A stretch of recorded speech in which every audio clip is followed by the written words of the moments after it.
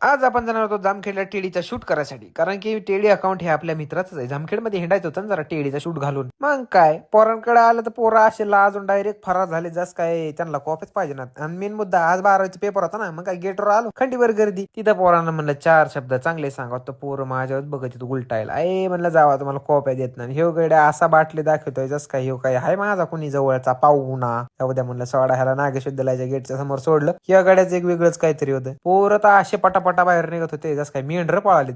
जाऊ द्या मरू द्या म्हणलं, तेवढ्यात वम्या आला. वम्याला म्हणलं, वम्या चला आपल्याला कॉफी द्यायला जायची. वम्या म्हणलं नको बाबा, तिथं पोलीस उभा आहेत, लय हानतेत म्हणलं, मोरूस तो लय सुजत आहे परत. म्हणलं जाऊ द्या. हर्षा म्हणला थांबाय, मी टेडीला फोन लावतो, आपण टेडीला लावू द्यायच्या. पण टेडी चालला होता गाडी बसून. म्हणलं जाऊ द्या आता, जा बरं तू. ह्यो गडी बघा आता काय म्हणतोय, यांना बी काय बोलावं का नाही असं झालंय. इकडे बघा ना, पेपर कसलेला सांग की. अख्खा पेपर लिहिला असं तर म्हणला जास्त काय, आणि 80 जागेवर 100 मार्काचा पेपर लिहिला. काही 82 बी पेपर लिहिला काय काय खाली. जाऊ द्या मरू द्या. शेटला चहाचा खर्च करून आम्ही आलो गणेश शेट पैसे आलो, तर म्हणलं पोरांसंग थोडी मस्ती करावं. बरं मस्ती बिस्ती केली, म्हणलं आता जातो घरी. जाऊ द्या मरू द्या, जाऊ भेटू आपण परत कवा ना कवा.